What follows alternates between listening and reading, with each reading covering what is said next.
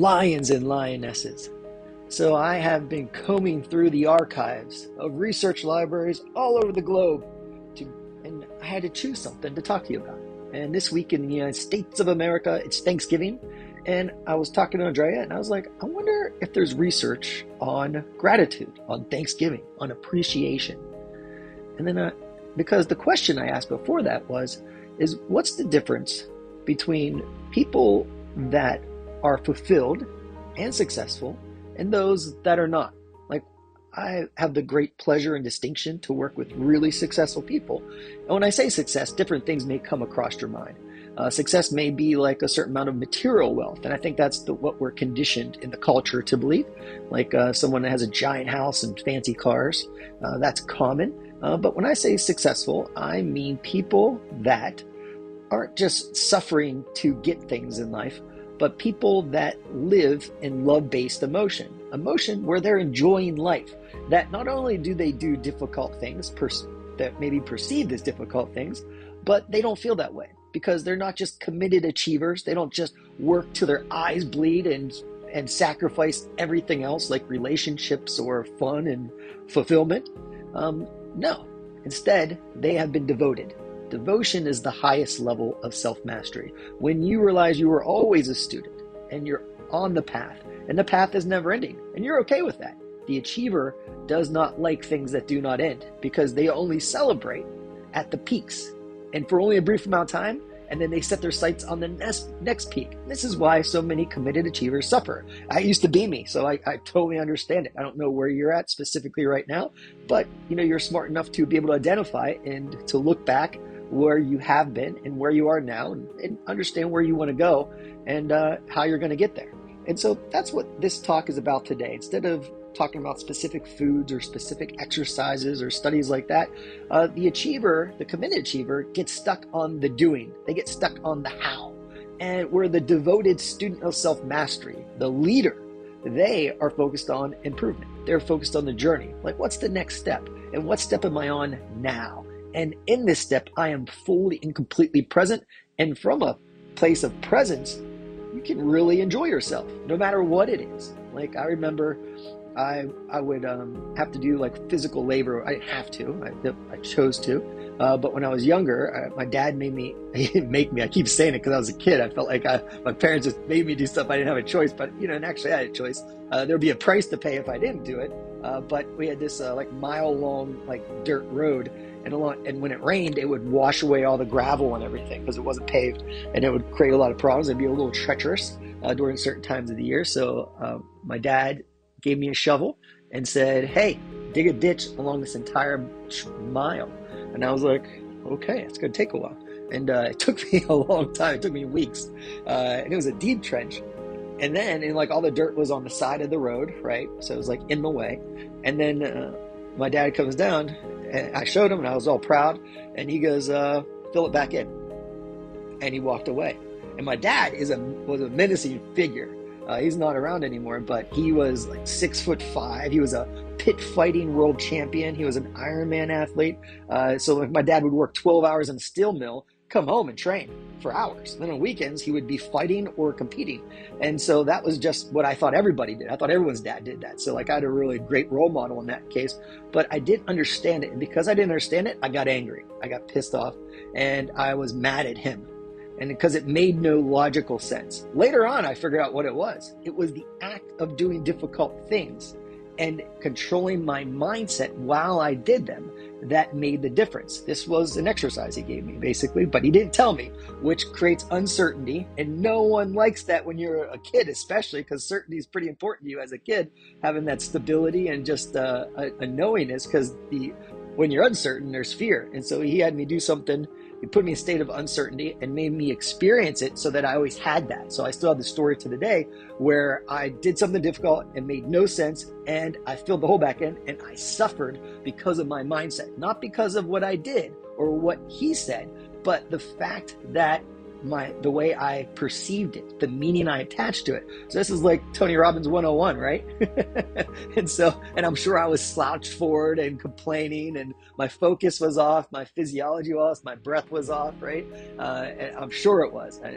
And so that just that is, if I could have did that and then lived in a state of gratitude, like, man, I'm glad I can dig a hole. I'm glad I have legs that are attached to me. It sounds silly, right? But this translates over, this principle translates over to when life gets tough.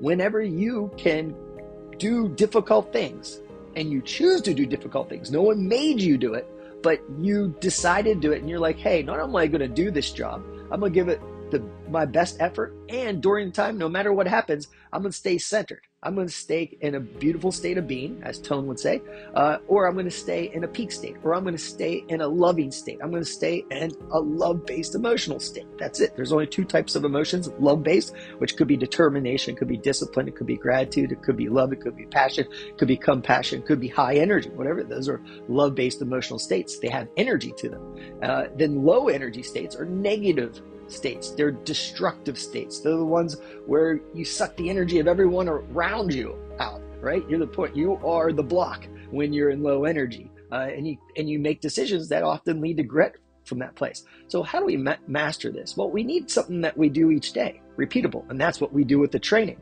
And so today I want to kind of mention to you, like, kind of like some of the things, like everything in your program is thought through. There is nothing extra there. Every stretch, the order of the stretches, how long you hold it, how many reps, how long a circuit is, all these things are specific. The total length of the workout, there is all a greater meaning. I think if you understand everything that goes into that, because otherwise it just looks like some numbers and some words and some videos, right? But it's not. Like, once you understand, this is a lifetime of work that goes into making a single workout. And if you knew the amount of time I put into it, it would probably blow your mind. You're like, why? Because it's so easy for me to do, right? But it's fun for me. It's like an art. And I'm thinking about the person I'm making it for and like what they're going through. And like, okay, how can I keep this as brief as possible? Have them feeling the best coming out. So no matter what gets thrown on the rest of the day, they feel awesome. And so I didn't want to just give you something to do here. I wanted to give you a greater purpose for it. Because when you have a why of why you're doing something, like when you understand the deeper meaning behind what's in a program, you have a reverence for it. It's like when you understand how amazing the human body is, you do not take it for granted. And that's what I'm hoping to come across today. So what I did was I said, okay, these are the things this is where this came from. So like at the end of your workouts, you often notice that I'll put like, hey, count your blessings, or like cultivate a state of gratitude. Or sometimes I'll do it earlier in the workout for some people. It varies based off the individual, but the core principle is you create an emotional state that is constructive, that gives you energy, that adds to your life so that your life is good and everyone that comes around you, you're like a magnet for awesome. So what I did was I was like, okay, what is a gratitude practice? Because gratitude is how you pivot out of fear. So if you're in fear-based emotional state, you're feeling funky, you're feeling angry, you're feeling sad, you're feeling depressed, you're feeling some self-pity, that's the lamb, right? That's fear-based emotion. Everybody has that. Everyone has a lamb in them their whole life. It's just, where do you live? Do you ride the lamb all day long, or are you a lion most of the day? Do you notice the lamb and you shoo it away? Like, hey man, that's not how I roll. That's not who I am. I'm not fear. I'm not my ego. I'm more than that. And then you can live from that lion or lioness. And so there were 3 specific studies that I took into consideration. The first one was done by Amy Cuddy. And so this is the 3-part gratitude practice proven by science. How do you like them apples? And I also went through and talked to clients that have gratitude practices, that do the workouts and stuff. And I said, what do you do? And so people will tweak it. You got to make things work for you, right? But I'll give you a framework to start from, and then you try it and then modify it as you go through.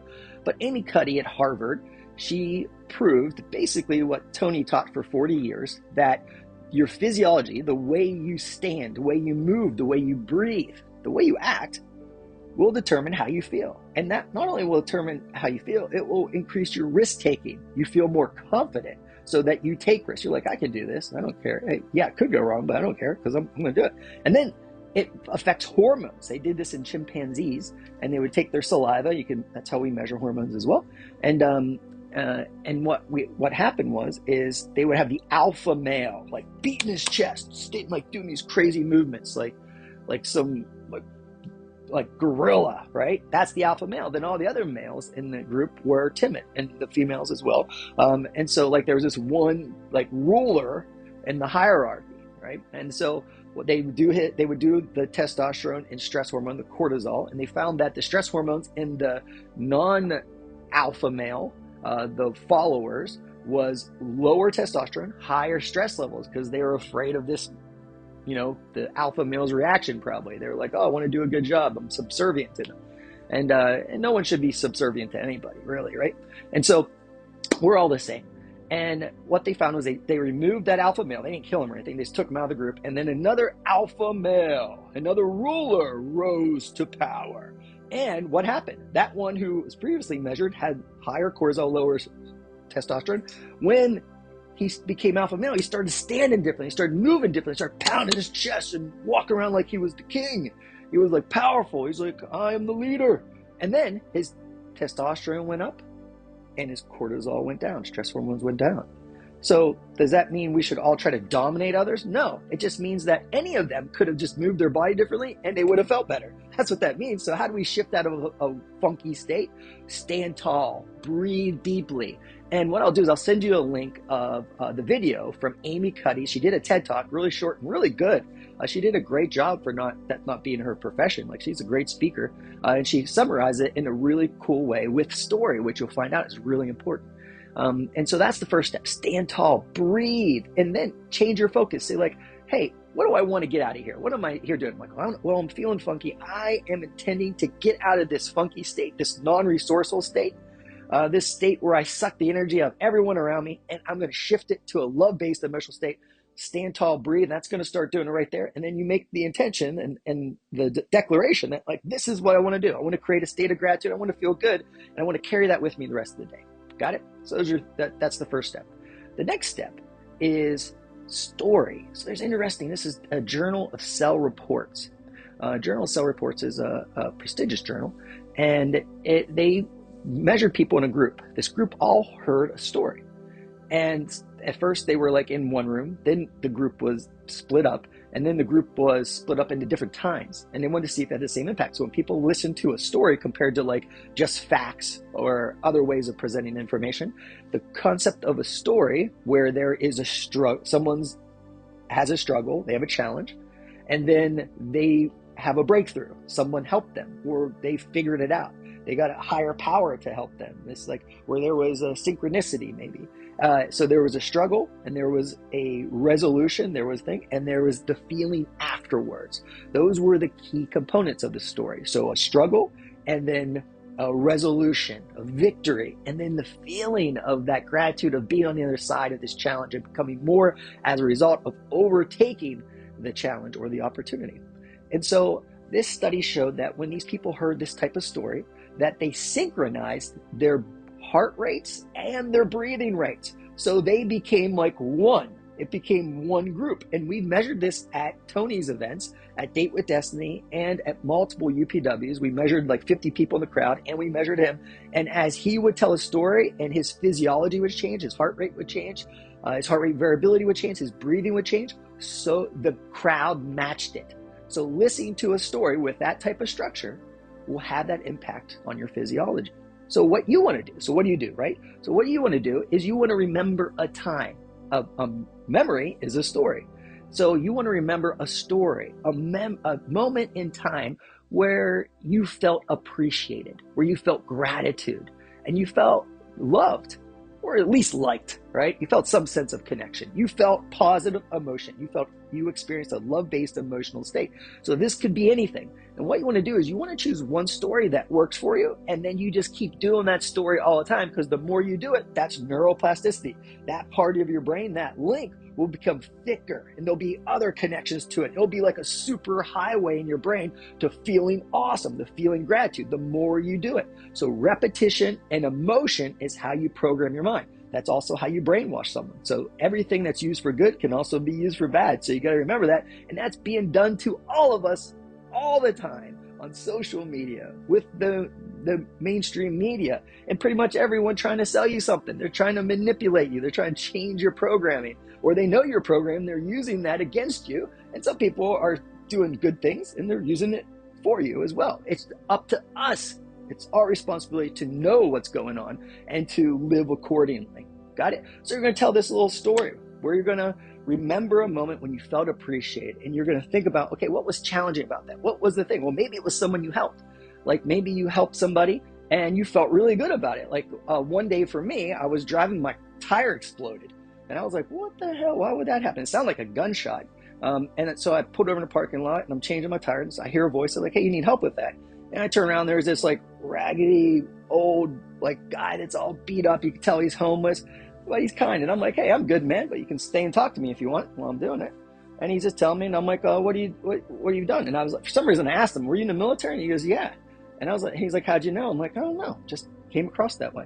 And he showed me he had like an injury. His stomach was all messed up. He was in Iraq. He had shrapnel wounds all over him. He had an insulin pump because it injured his pancreas. He had all kinds of things going on. This guy's homeless. And I asked him, I'm like, where do you live? And he's like, oh, over here. And he like, kind of like got emotional. And he's like, I'm like, you're homeless? And he's like, yeah. I'm like, oh, cool. I'm like, you don't have any mortgage. That's great, man. So I made a joke out of it. And I'm like, what's your name? He goes, my name's Leroy Ware. And I was like, I don't know, Leroy, but I feel like I know you already. What's going on with that? And he goes, I feel the same way. I was like, he's like, hey, I'm happy to change your car. And he was doing it because I could tell he wanted some money, right? Like, but he had too much pride to ask me. And for whatever reason, I had a shit ton of money on me. Like just a stack of cash. I just like to do that sometimes. I don't know why. I'm weird. Like I'm seriously weird. And I mean, it's not a little bit of money. There's a lot of money here. And there's a little shitty store that I go in there all the time. It's like a mom and pop shop, and they have food and stuff in there. And that's where he was going. He was just hoping that, he had like $1.50, I remember he said. And, I talked to him the whole time. And before I left, I gave him the money. And then I was like putting the stuff away back in my car. And this guy comes back and he was crying. And he was so appreciative. And like no one ever wanted to hug this guy because he was homeless, right? He didn't use a lot of soap. And he gave me the fist bump, so I hugged him, and it like made him cry more. And then I didn't even smell the guy because I was in a good place, right? I felt so good that I was able to live my life in a way where I had extra, and I could give it away, and it wouldn't harm me at all, right? And it'll change his life though, and we became friends. And so that's a story I think about all the time. And when the first few times I did it, I'm not really an emotional person, but I found that it worked good. But the more I do it, like what I'm telling you now, like I really feel it because I've done it so many times. So, the first step, change your physiology, stand tall, decide, breathe, decide, like, what do you want to do here? I want to pivot out of this emotion and create this emotion of gratitude and carry it with me the rest of the day so I can be awesome and feel awesome and do awesome things for other people. And the final step is a really simple one. This is probably the one you heard before, but this is based off an actual study. In this study, this was done by psychologists Michael McCullough and Robert Emmons, and they had 3 groups of people, and they asked them all to spend a few moments each week writing, not even every day, but a few times a week. The first group listed 5 things for which they were grateful. So the grateful group. The second noted 5 things that annoyed them. So it was like an irritating group. And the third jotted down 5 events that had taken place during the previous week. Kind of like a diary, a journal, I would call that, like the events that happened today. And everyone scribbled away, with the gratitude group remarking on seeing the sunset on a summer day and the generosity of their friends. The annoyed or the irritated group listed having to pay taxes and their children arguing. And the events group, the ones that had like the diary, they detailed about how they made breakfast and drove to work. But the results were actually startling. There's a significant difference between the 3 groups. Compared to those in either the annoyed or the events group, those expressing gratitude, writing down 3 to 5 things that made them feel that gratitude, ended up happier, reported to be happier, and much more optimistic about the future. They had a compelling future, which is really important for all of us. And they were physically healthier. You could actually measure the improvement, and they even exercised more often. So obviously that's why I'm sharing this one with you, because that is the where the magic happens, whenever you can train and do mental conditioning at the same time. So you got 3 steps in this, and then I'll wrap this up, okay? The first step is to change your physiology, to draw a line in the sand and stand tall, breathe, step into that superhero, that alter ego, that lion, and say, hey, I'm feeling funky. I am aware and I have identified the problem, and the problem is me. It's my attitude. And from that place, I have now decided by standing tall and breathing and focusing that I have decided and declared that I am going to change this. And I'm going to change it into love-based emotion. I'm going to turn into courage. I'm going to turn into gratitude. I'm going to turn into faith. I'm going to turn into love. I'm going to do something like that, and it's going to be better, and I'm going to carry that with me the rest of the day. I'm determined to do that, and I will do it, and I can do it, and it is worth it. Then, what do? You remember a time where you felt appreciated. You felt maybe it was a time when you helped somebody, and you identify what was challenging about that, what was happening, what was the problem, and how was it resolved, and what happened after it was resolved, who was appreciative, who was impacted, who was the person, what was it, you?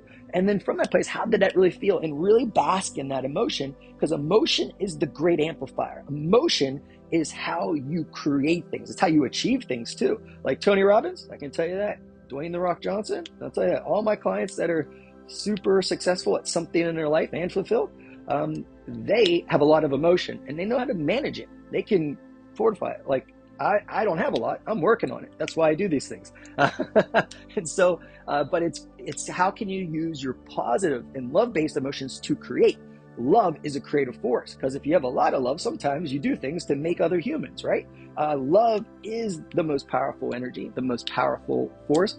And that's what you got to remember, and you got to cultivate this. And that doesn't mean like a man is feminine or a woman is too feminine. It doesn't mean any of that. We have limiting beliefs about these things too. So see what comes up for you, and then you can share it with me. I'll tell you exactly how to change it. The first thing to change a belief is to change your state. So exactly what we're doing here. So this is the foundation. So change your physiology. Tell a story. Remember a time where you felt awesome. And then just jot down 3 to 5 things that you're grateful, that you appreciate for, or that makes you feel better. Got it? And it doesn't have to be perfect, but you got to do it in order for it to work. It's just like exercises. People are like, oh, it doesn't work. No, you don't work. That's the difference. Like all the programs I make for you guys, those aren't mine. I don't invent exercise. I don't invent nutrition. I went through and combed through the archives of the world and then tested these things again and again to see what's actually true.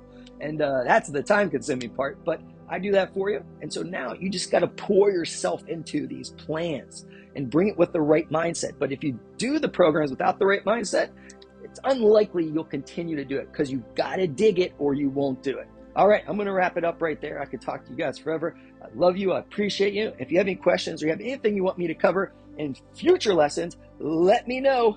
You're the best.